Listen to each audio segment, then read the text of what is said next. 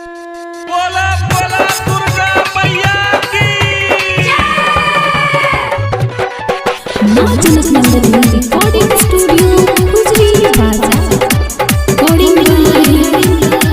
Rohit Kumar music by DJ Umesh शुक्रिया बाजार 9 दिन समैया छीगे उपास तइयो ने दर्शन दे खेल गे मैया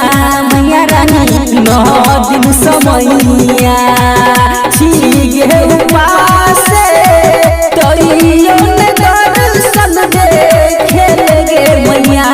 मैया रानी आस लगली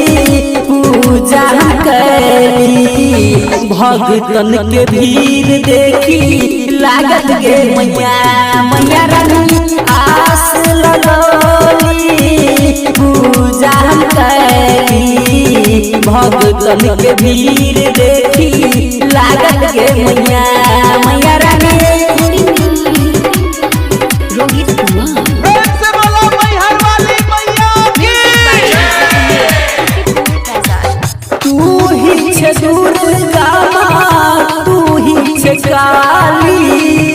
तू ही रहे छे मागे शेर पे सवारी तू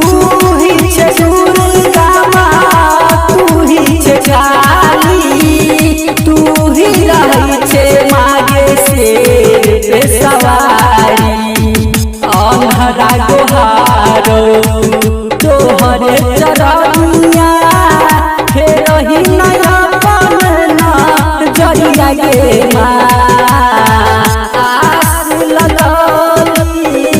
पूजा करी भगतन के भीड़ देखी लागत गे मैया मैया रानी आस लगली पूजा करी भगतन के भीड़ देखी लागत गे मैया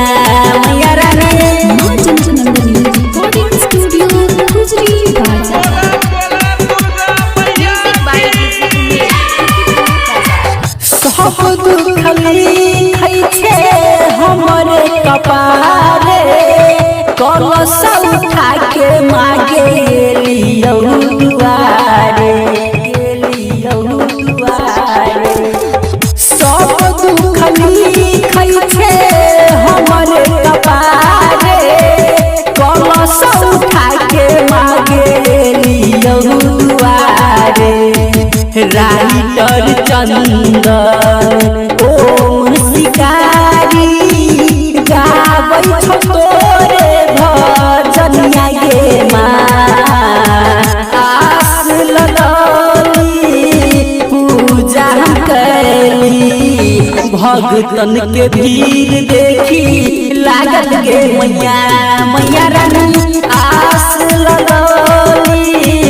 पूजा करी भगतन के भीड़ देखी